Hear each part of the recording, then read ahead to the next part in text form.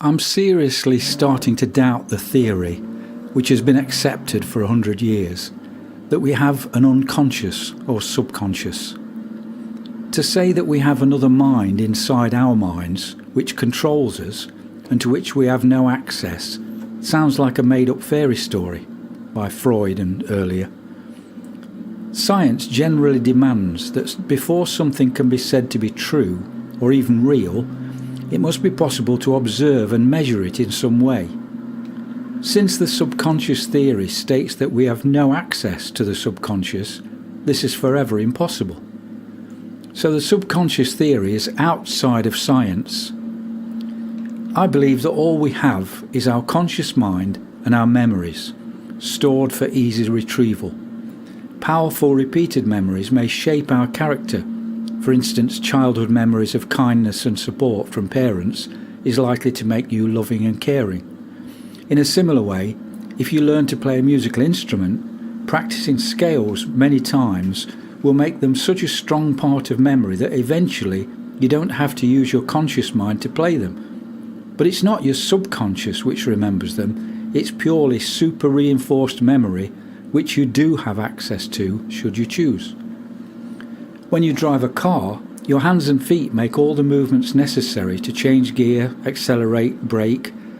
But it's not unconscious, it's automatic, meaning you've taught your arms and legs these movements with your conscious mind, and they have become super memories. We have hundreds of these super memory actions every day: dressing, brushing your teeth, making coffee, and so on. I like to approach everything from a scientific point of view. So what can we know for sure about our minds? Well, if you and I were sitting talking, I could say, "What colour is my shirt?" You give the correct answer. So now we know we are both seeing things the same way, so the mind can understand what it sees. Then I could ask you, "What did you have for breakfast today?" You tell me, and that proves the mind can hold short-term memories. You ask me, "What was your first day at school like?" I tell you, proving that the mind can hold long-term memories. Okay. Now I ask you, "What is 2 plus 2?" And you say 4. So the mind can do simple arithmetic. You ask me, "What is 39 cubed?" And I can't answer. Aha! So we've proved that the arithmetic ability is limited. So we've proved we have a conscious mind, short-term memories, long-term memories, of happy holidays for instance, and super memories, embedded repeated actions which can now execute the actions on their own. We've demonstrated cognition, communication, and limited calculation. What else is there? Desires, preferences, ambitions, motivations, they all seem to be in the conscious mind. We are aware of them. After this logical scientific test, if someone said your motivation for action stems from an unhealthy attraction to your mother lurking in your unconscious mind, it sounds like nonsense. I'll end with some words of psychologist Dr. David B. Feldman.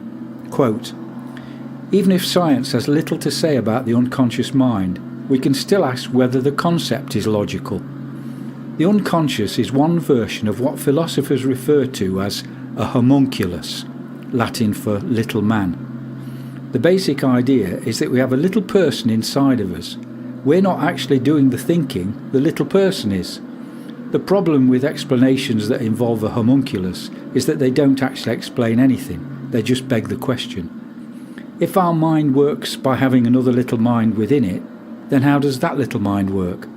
And if that little mind works by having yet another homunculus within it, how does that one work?" Such arguments pretty quickly retreat into absurdity. On logical grounds, therefore, it seems unlikely that the classical unconscious exists. End quote.